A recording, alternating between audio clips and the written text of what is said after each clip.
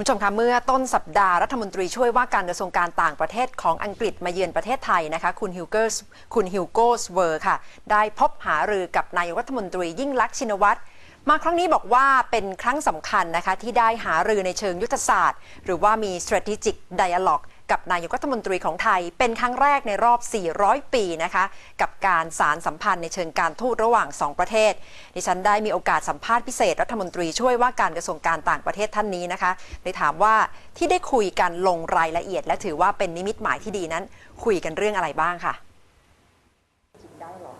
Well, we discussed close cooperation in a number of areas, not least in trade, where we want to increase the amount of trade we have with Thailand. We want to double it by 2018. We talked about increasing our representation here in Bangkok. We're going to have a dedicated defense attaché as of next year.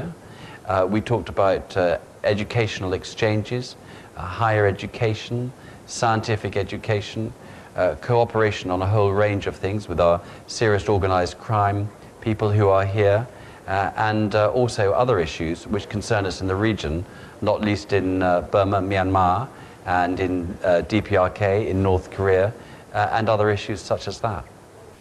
Are UK tourists worried with road safety in Thailand, given that recently British tourists were killed by road accident? Well, there are 870,000 British tourists came to Thailand last year. Over 50,000 British nationals live in Thailand. And it is true to say that a lot of young tourists, in particular, in remote areas, rent motorcycles, and there have been some tragedies as a result. And I think the road safety record of Thailand is not good and should be improved upon. And at the British Embassy yesterday, at the residence, we had a meeting to discuss road safety in Thailand. I used to, in London, ride a Vespa motorcycle, and I once came off on the embankment on the way to the House of Commons. And had I not been wearing a helmet, I might not be here today. So it's something I feel quite strongly about. Overall, on foreign policy of the UK, how do you give significance on Southeast Asia, especially when compared with other regions like Latin America or Africa?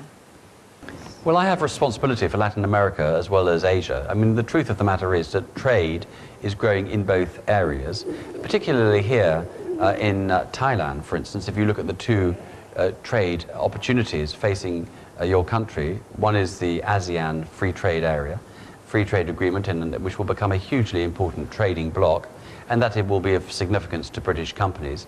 The other is the EU FTA, which the dialogue has started about, which will take 2 or 3 years, which would mean a hugely significant increase in the amount of trade between EU countries and Thailand. I think that's incredibly good news for the people of this country.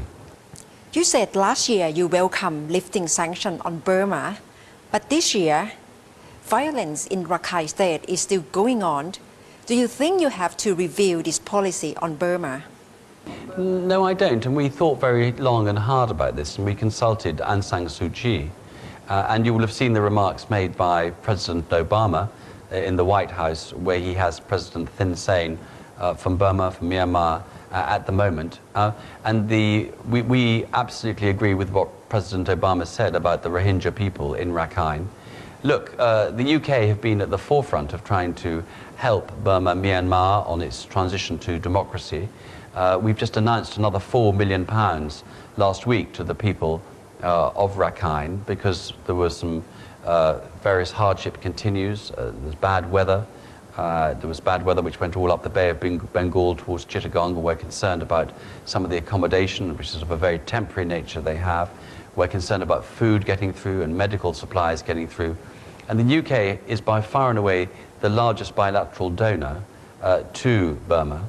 And we would like other countries too to come up with funds and support for these people in their hour of need.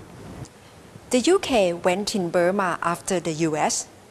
Does it mean your foreign policy has to be along the same line with the US? No, absolutely not. And don't forget that Aung San Suu Kyi has close connections with the United Kingdom. After all, her late husband, was a British academic. She studied in the UK. There's a very close connection between the UK and Aung San Suu Kyi.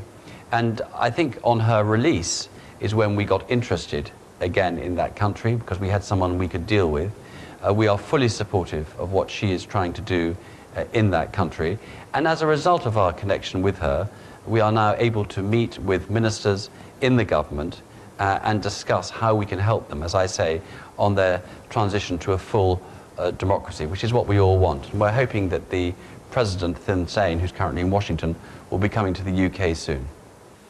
Do you believe there is really no turning back for Burma on political reform?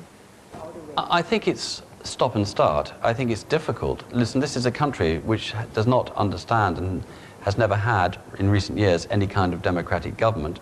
The institutions of government are weak. It doesn't have a national grid to deliver electricity. You've almost got to start from scratch and build a country. And many countries are helping do that.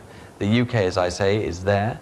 We are very keen that investment in that country should be ethical investment. We're talking to them about initiatives we have, such as the Extractive Industries Initiative, standards of behavior, standards of business transaction. It's an opportunity to get it right. It's an opportunity to actually allow the Burmese people a much better life than they've had for many, many years. We can get this right. It's not going to be easy, and we think that the international community should be encouraging the Burmese government on the journey they have embarked on, but equally we should hold them to account to ensure that there's no going back. From the UK perspective, what's the most pressing issue on Thailand? Freedom of expression, national reconciliation, or democracy? I think probably national reconciliation. I know there are problems in the south of the country, and those are being looked at very closely. But equally, there is no doubt that the political parties are polarized here in Thailand. It's going through a period of calm, actually. I think the government is calm. We believe that any change of government should come through the ballot box at the appropriate time, whenever there's an election. But there is, I think, historic difficulty between the two factions, and we would like to see that resolved. It's quite possible to have a government and an opposition disagreeing with the government, but the time to actually defeat the government is at the ballot box, at a general election, having convinced the people that you can form a better government than the one you're seeking to replace. ติดตามการเมืองไทยอย่างใกล้ชิดทีเดียวนะคะสำหรับรัฐมนตรีช่วยว่าการกระทรวงการต่างประเทศของอังกฤษคุณฮิวโก้ สเวอร์นะคะเป็นรัฐมนตรีจากพรรคคอนเซอร์เวทีฟส์ของประเทศอังกฤษค่ะ